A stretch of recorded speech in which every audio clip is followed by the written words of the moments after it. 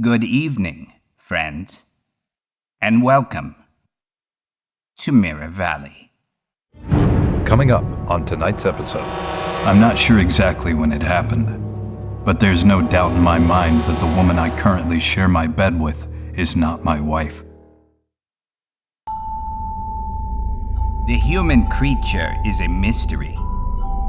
No matter how many years you spend in the presence of someone, it is a difficult truth that none of us ever truly knows the mind of another person, what goes on behind their eyes.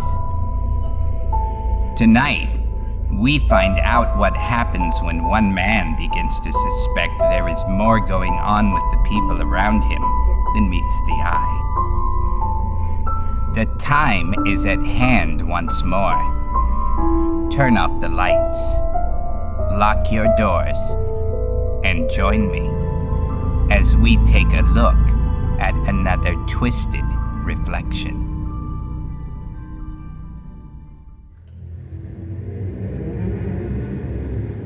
Imposters.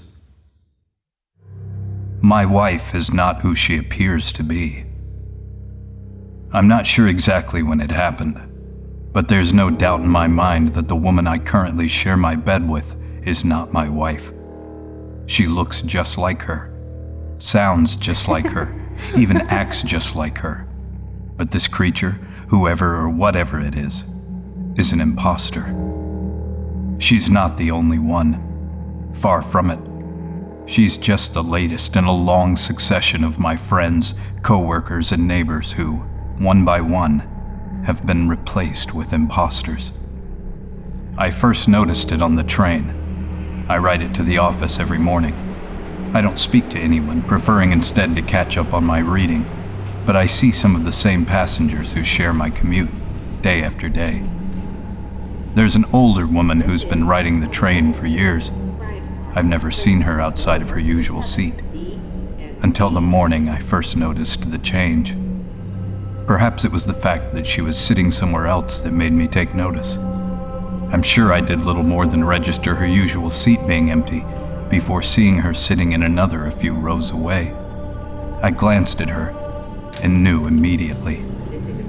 This was not the same woman. To all outward appearances, nothing had changed. I even recognized the outfit she was wearing, having seen it many times before.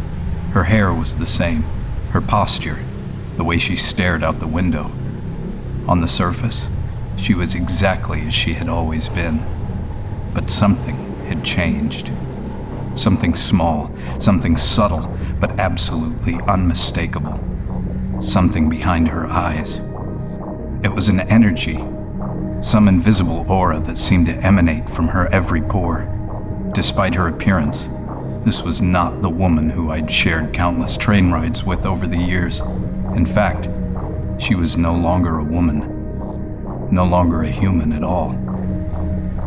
The creature noticed me staring and glanced in my direction. I turned quickly away, hoping to hide my revelations and avoid arousing any suspicions.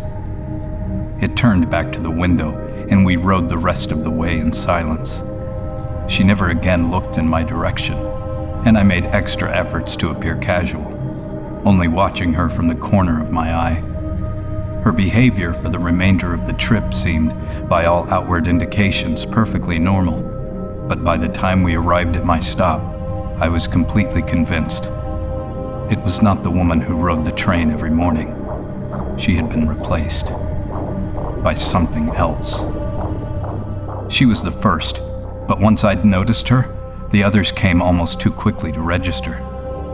First it was one of my co-workers, then another, until soon my entire office had been replaced. Work in the office hummed along as usual. The day-to-day work was the same, the conversations no different than they'd ever been. But I wasn't fooled. I could sense it. Something behind their eyes. My co-workers, every single one of them, had been replaced. By this time, everyone on my morning and evening commutes had been replaced as well. At work and on the train, I was the only real person that remained. Next came my neighborhood. First, The people I would see walking their dogs or jogging in the evenings, followed one after another by the people who lived on my own street, until even my next-door neighbors, their kids, and even their dog were replaced by identical-looking imposters. I didn't dare tell anyone what I'd noticed. What would I say? I could point to no outward signs that anything was wrong, but my intuition was unshakable.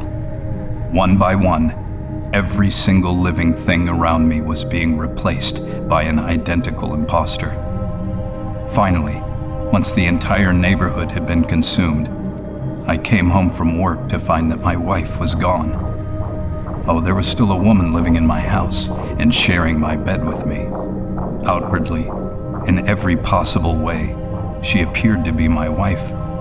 She acted the same, spoke the same way, made the same things for dinner. But she couldn't fool me. I could see it. The same thing behind her eyes. She was now an imposter, too. We will return to our story in just a moment. But first, Enjoying the show? Please help us out and like this video, and subscribe to the Mirror Valley YouTube channel. Click the bell to be notified of new videos almost every week. and now, the conclusion of tonight's story. But she couldn't fool me. I could see it. The same thing behind her eyes. She was now an imposter, too. What could I do? Who were these mysterious intruders? What did they want? And why hadn't they come for me? I began watching my back every moment, even when I was at home. My sleep became almost non-existent, waiting for the moment when they would come, when they would try to replace me, too. But for a while, they seemed to have left me alone, while everyone else in the town was replaced.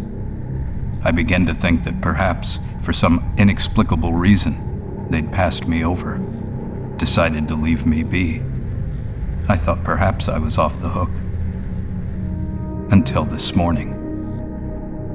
I saw it right after I woke up, and I knew right away. The same way I knew with the others. It was subtle, so elusive I couldn't quite put my finger on it, but it was unmistakable. I could see that same telltale look behind the eyes. I stared at them, and they stared back at me. Stared back from behind a face that was no longer my own.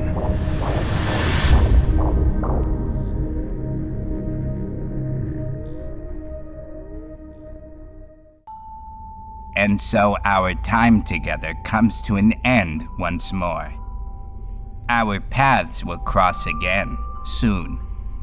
Until then, keep your eyes open, your mind sharp, and remember, what you see in the mirror is not always what it appears to be. Until next time, good night, friends.